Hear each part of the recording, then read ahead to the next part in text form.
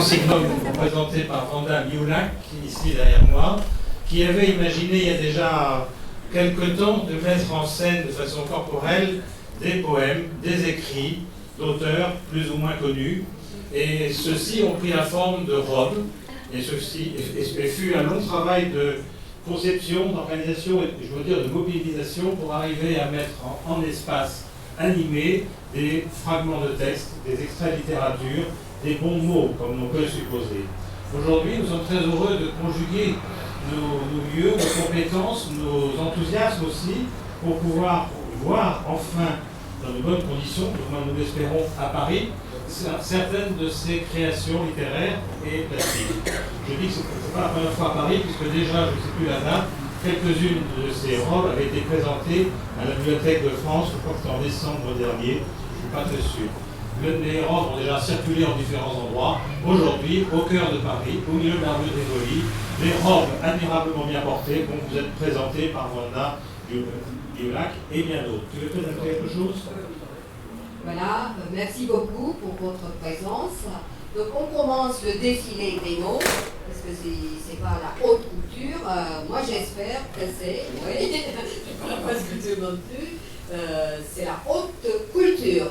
J'espère que ce sera un événement culturel animé par des comédiens, des artistes et des écrivains. Merci beaucoup. Je rappelle, dernier mot, que tout ça se fait sous la couleur de la bonne humeur et de l'humour. Et pour se mettre en bouche ou plutôt en oreille, nous avons eu l'occasion d'écouter pendant 5 à 7 minutes une création sonore de Marianne Villers, qui est ici présente. Une jeune artiste que nous encourageons évidemment beaucoup et qui a donc en quelque sorte chauffé la salle avec ses rires préenregistrés, nous donnant l'idée ou l'intention de pouvoir continuer à rire, puisque tout ça, c'est la bonne humeur. Voilà, maintenant, je laisse Lucienne Deschamps prendre la relève et présenter ces différents modèles, dont je précise, 7 d'entre eux ont été conçus à partir des textes d'Hélène Sixou.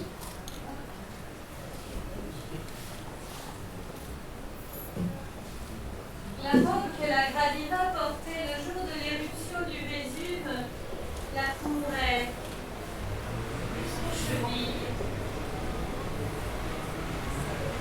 Mais le grand nombre du plis qui les offrait au-dessous de la ceinture donnait à ce qui aurait pu être une gaine épaisse entravant sa marche une extraordinaire souplesse.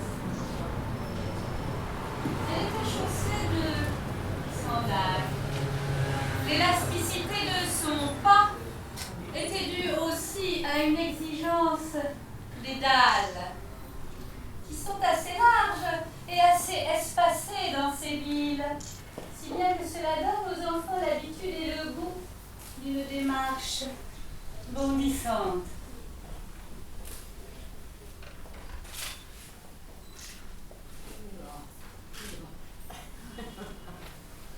Sous l'ampleur plissée de la jupe, la jeune fille pliait gaiement le jarret, pouvait jouir de sentir les muscles se tendre pour rêver une course qu'elle ne ferait plus maintenant en plein soleil, mais à laquelle on la surprendrait aux solitudes de l'aube. Les plis de la robe faisaient une phrase. Il y avait d'excessif et de beau dans la position du deuxième pied, qu'elle tendait presque à la verticale des orteils au talon. Il y avait en elle quelque chose de divin et d'incessant, qui n'était pas courant, qui ne courait pas, qui gardait l'immobilité divine. Cette façon que nous avons de mimer l'élévation, l'envol, ne trompe pas.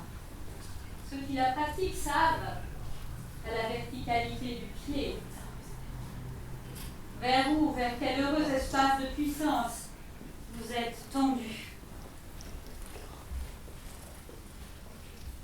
Le tailleur se sentait absorbé par cette figure poreuse en laquelle il se surprenait à vouloir pénétrer, comme pour chercher dans une profondeur inexistante le mystère de sa surface. Cette porosité même qui n'ouvrait sur aucun organe le fascinait par sa contradiction substantielle. Elle était ouverte. Mais rien ne rentrait. L'immobilité de l'existence qui le rassurait, l'apaisait, l'attirait et enfin l'avalait doucement était mis en défaut.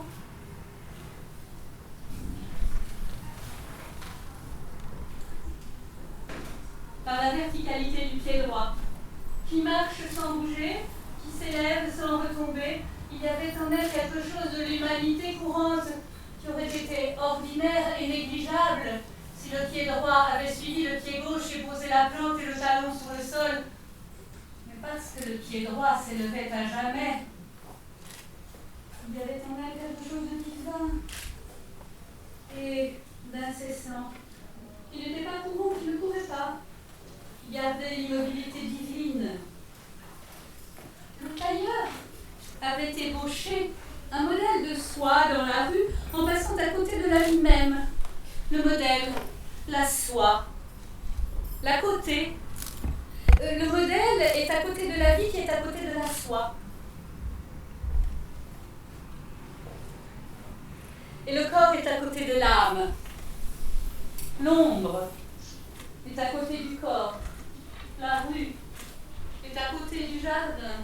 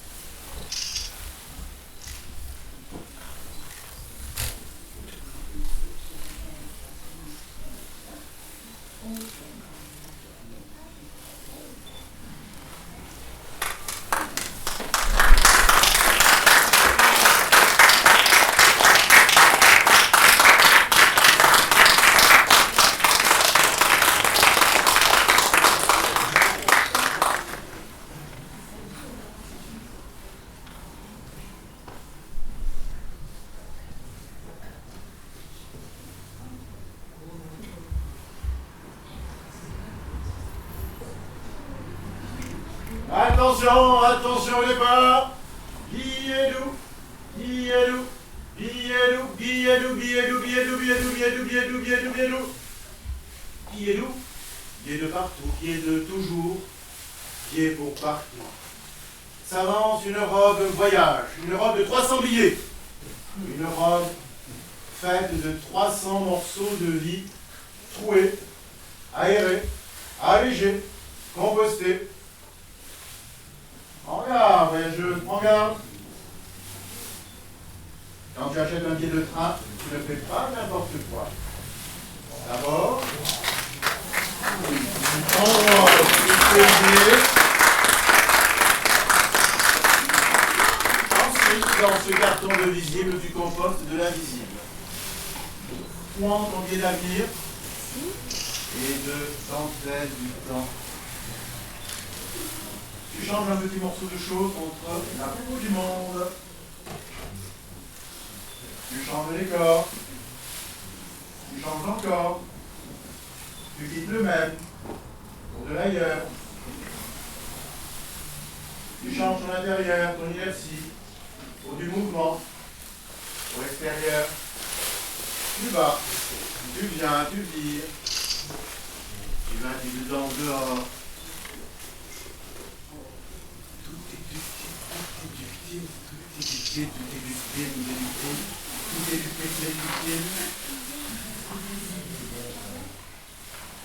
Tout voir sous l'angle de la ductilité, ou légèrement plastique de ta vie. Le voyage dépend. Te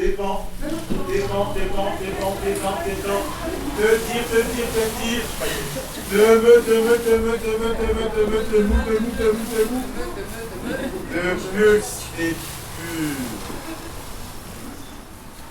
Te tend vers des attentes informées. Tu te laisses enfin vague sur des pieds vacants. Vague, onde, fluidité, mouvement. Forme instable, forme changeante, forme signifiante. Porte, emporte ta robe, programme, signalétique du plat et du billet. Porte, va avec cette robe qui est la saturation du temps et l'insatiabilité des sens. Va porter l'ennui des adieux et la fraîcheur des renouveaux. Épuise la logique de la raréfaction et du vide. Épouse la dialectique de l'échange. Billet pour partout, billet pour toujours. Billet doux, billet doux, billet doux, billet doux. Billet doux.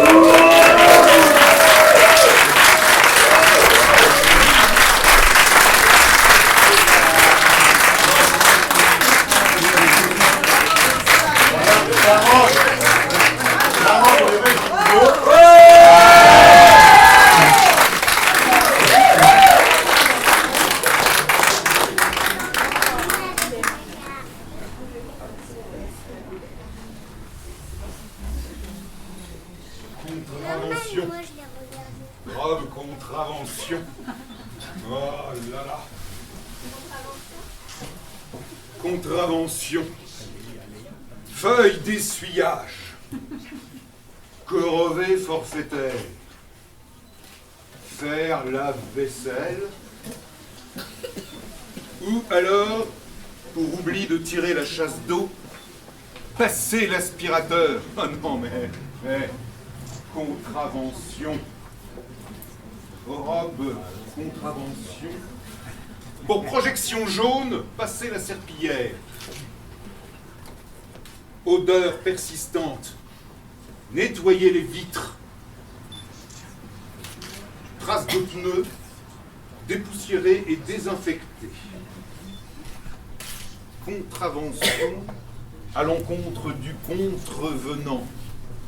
La procédure de la corvée forfaitaire n'est pas applicable à la contravention relevée. Vous ferez l'objet de poursuites ménagères à l'initiative du ministère des Latrines. Paiement ou contestation. Voir avec le représentant des Latrines. pour information. À défaut de paiement dans la semaine, vous recevrez une corvée supplémentaire. Contravention. Contravention. Contravention. Contravention.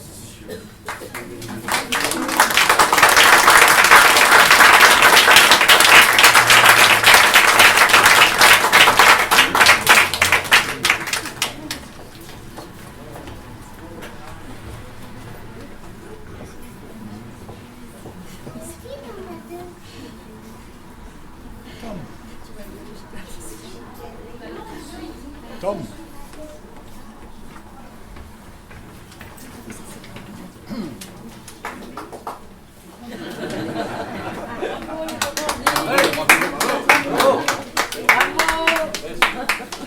Contravention.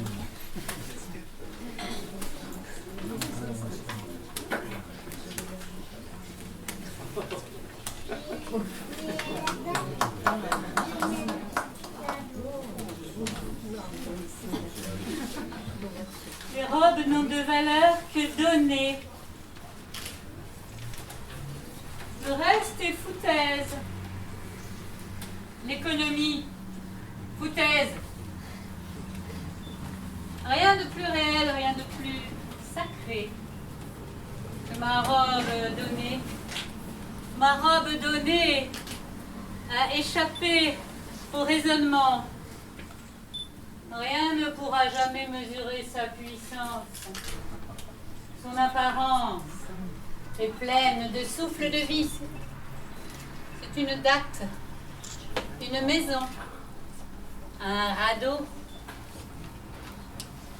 un avion. Elle a tout vu, tout survécu. Elle assure la circulation du sang. Oh, sainte robe donnée, elle contient l'ombre de mon cœur. Elle contient l'esprit de mon cœur. Ceci est la robe qui nous convient. Ô parfaite pauvreté, très juste vase portatif, la petite robe est composée de 2 corps qui s'ajustent et s'accomplissent. J'ouvre la boîte. Dedans sont vides. À la joie de ma vie. La boîte est pleine de dons et d'années.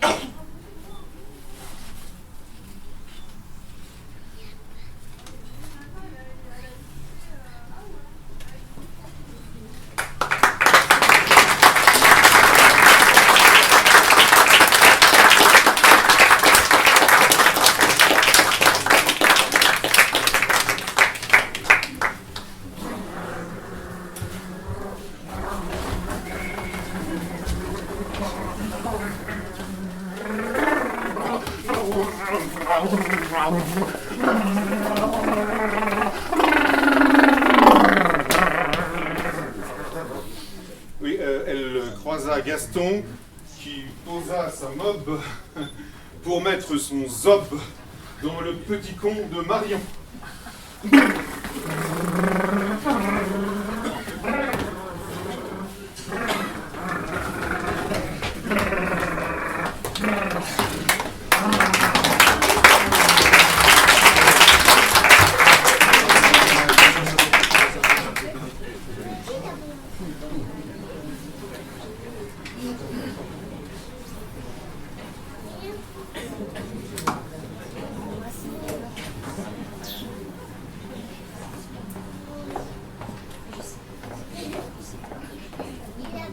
Libération!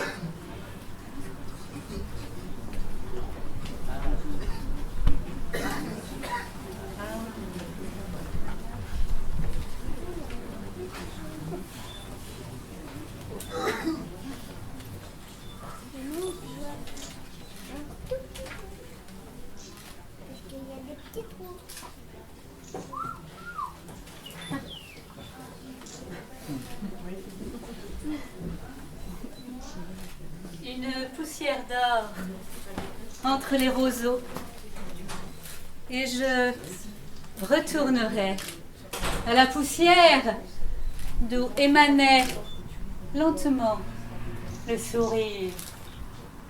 Ma mère promise approche, une aura de disparition. Comme c'est court et fort, le goût des minutes.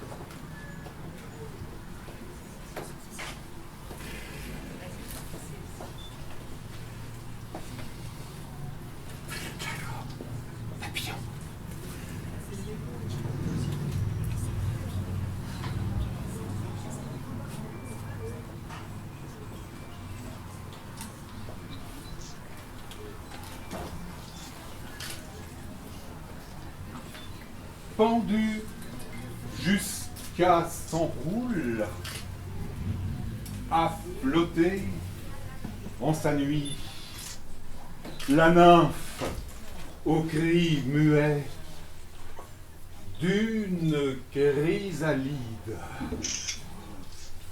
Dans son ombre de soie, songes à dentelle de vie. Dans son ombre de soie, songes à dentelle de vie, la papillonnesque se défroisse lentement pour prendre enfin la forme de l'éveil de son rêve.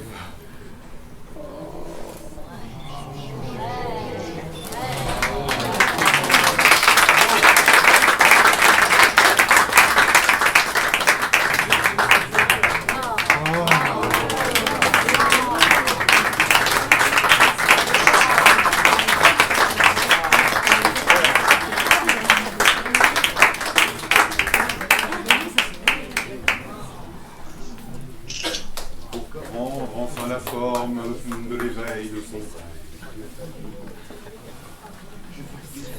Une robe de Martine Schittofrati sur un texte de Jean-Paul Philippe.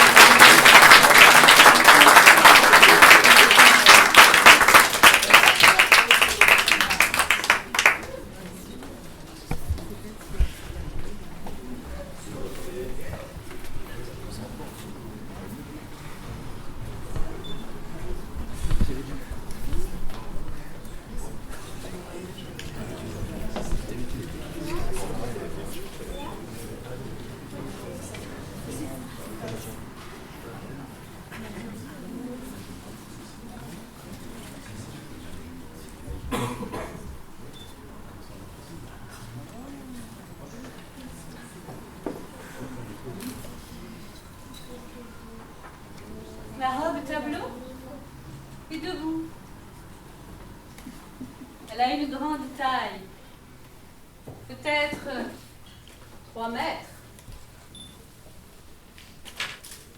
Le tissu y est d'or pourpré. Elle représente l'entrée d'une immortelle demeure. Mais comment faire pour y aller? Il me faut grimper sur le corsage. Comme une mouche sur un vaste miroir. Je n'ose pas. Une manche au parement d'or froid se lève et me fait signe. Il ne faut pas se laisser prendre à l'apparence de surface. Fais comme si c'était une maison. Entre sans faire attention aux lacets et prends l'escalier dans le corsage. Et en effet, je passais de l'autre côté. Dans notre antiquité, les premiers temps étaient là, toujours encore joyeux, se moquant de mes craintes. Il n'avait pas du tout changé.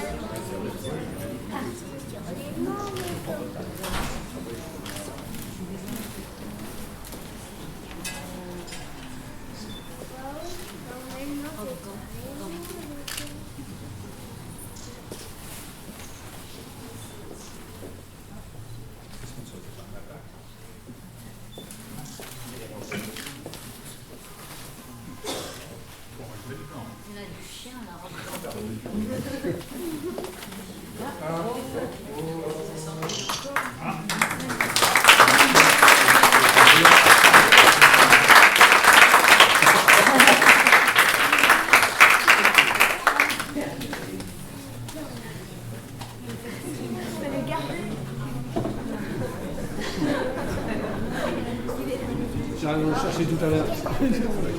Contre un baiser. Contre un baiser. Voilà, très bien.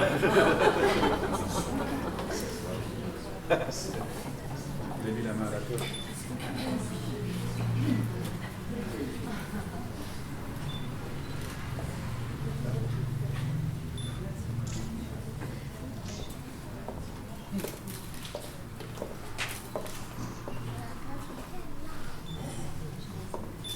Allez là.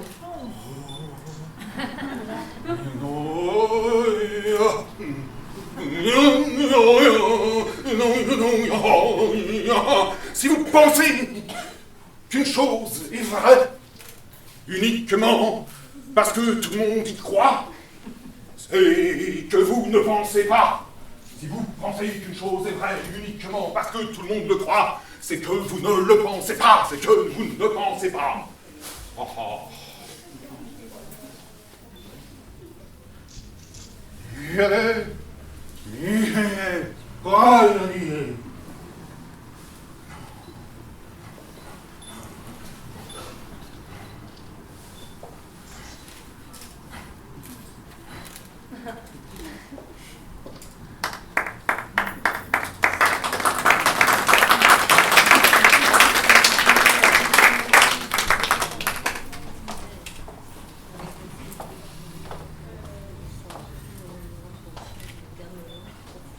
Dans le kimono noir, bercé en cette volupté, une étoile scintille et féconde le lac. Au lotus épanoui à toutes les clartés d'un ventre. Où, sous le sombre tissu vibre intime et ce grêle barongue et ses gongs. Il est une fête de lumière, aux couleurs infinies, dans la danse acquite, ou dans le sombre habit quand il marche. Angsa, celle qui dévore la joie pour nourrir les ténèbres, ne viendra pas encore ce soir mordre dans la fête. Qui peut imaginer la divine orgie qui s'étale par tout l'univers, là où réside l'homme au fond de son kimono noir, là où vibre le caméléon profond.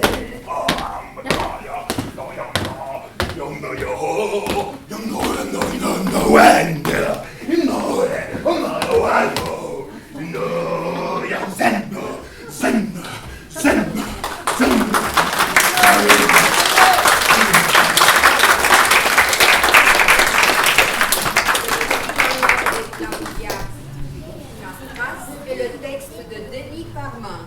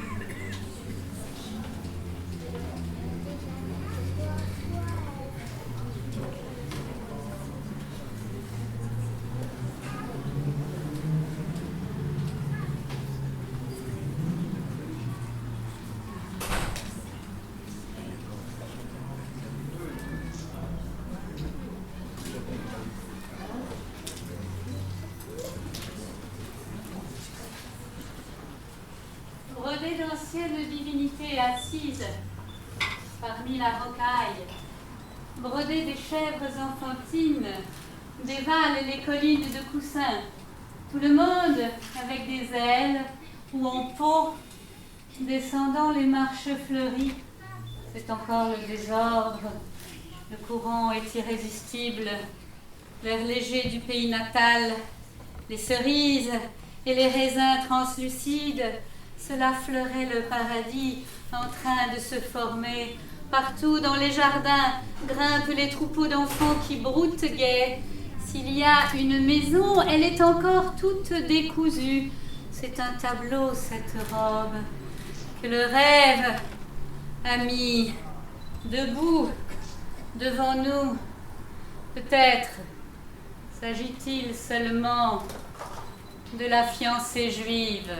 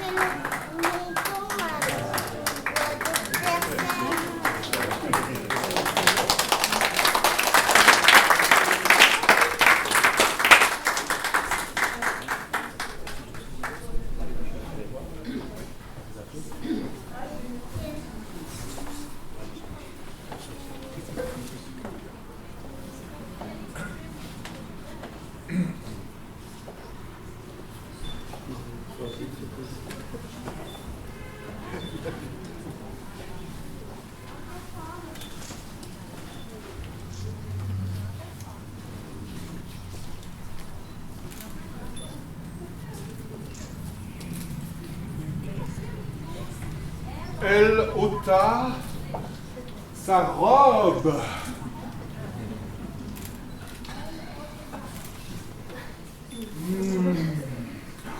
Puis une autre. Et une autre.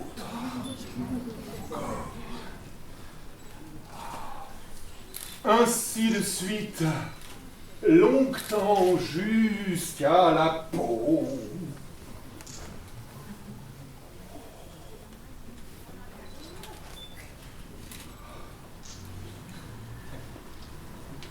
Cette autre robe qu'il faudra quitter, on ne sait quand.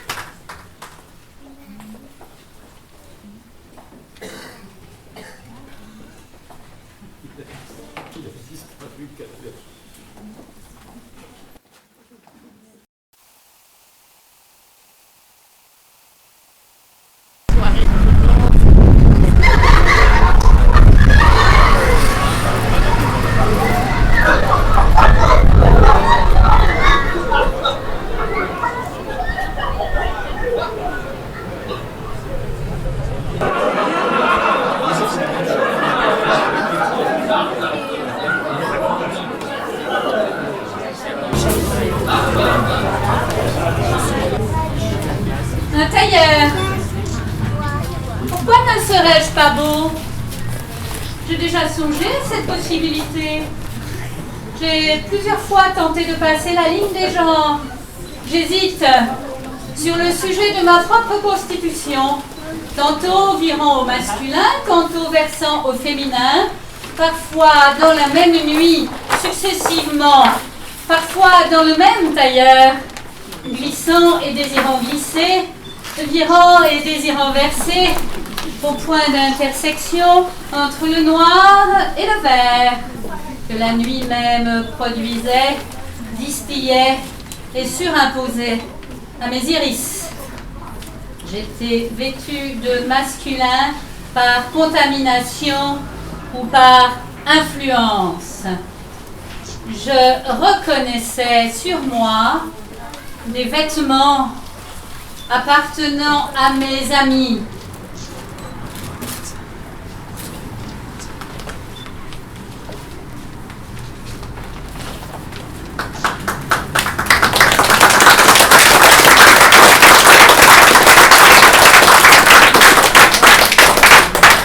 Le texte est Hélène Sixou et la mienne est Vanda Milek.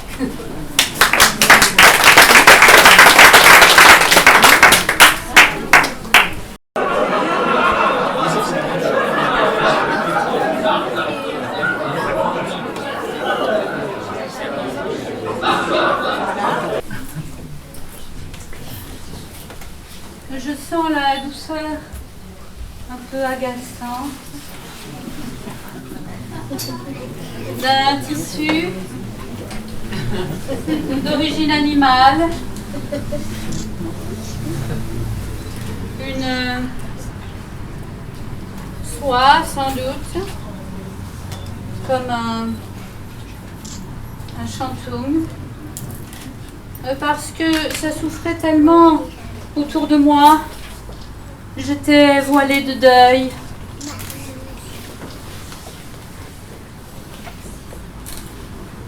Un chantoum gris, transparent, une voilette, parfois raidie en visière. J'entrais en tristesse.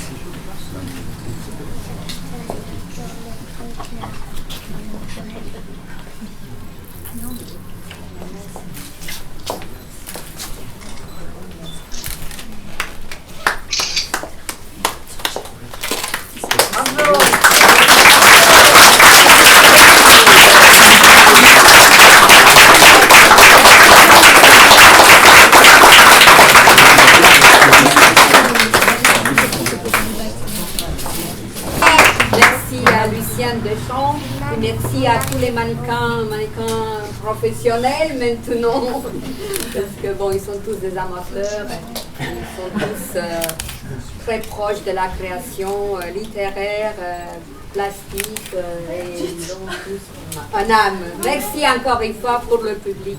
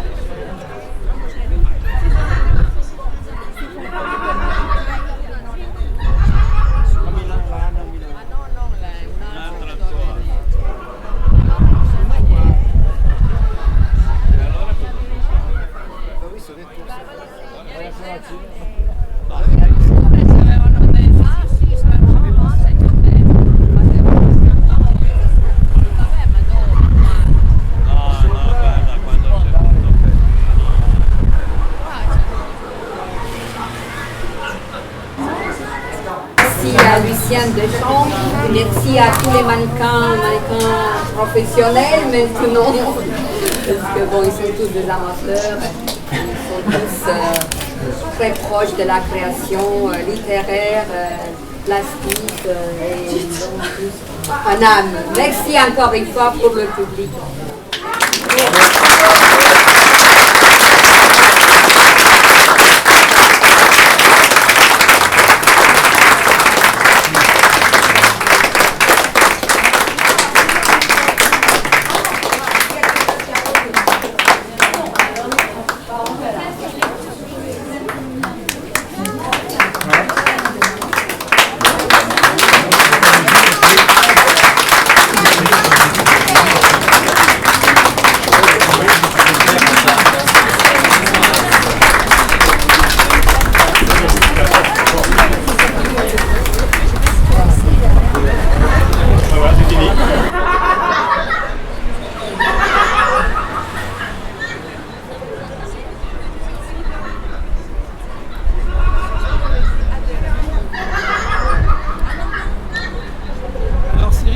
Finalement. Non,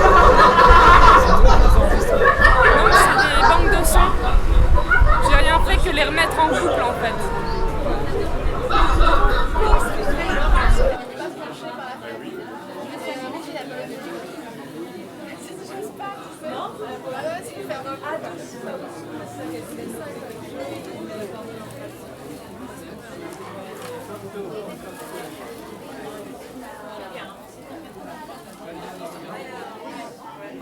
Ça t'a plu? Ouais. Quel est ta rôle préféré? Moi je suis sûre qu'il y en a plusieurs. Merci à Lucienne Deschamps, merci à tous les mannequins professionnels maintenant, parce que bon, ils sont tous des amateurs, ils sont tous très proches de la création littéraire, plastique, et ils ont tous un âme. Merci encore une fois pour le public.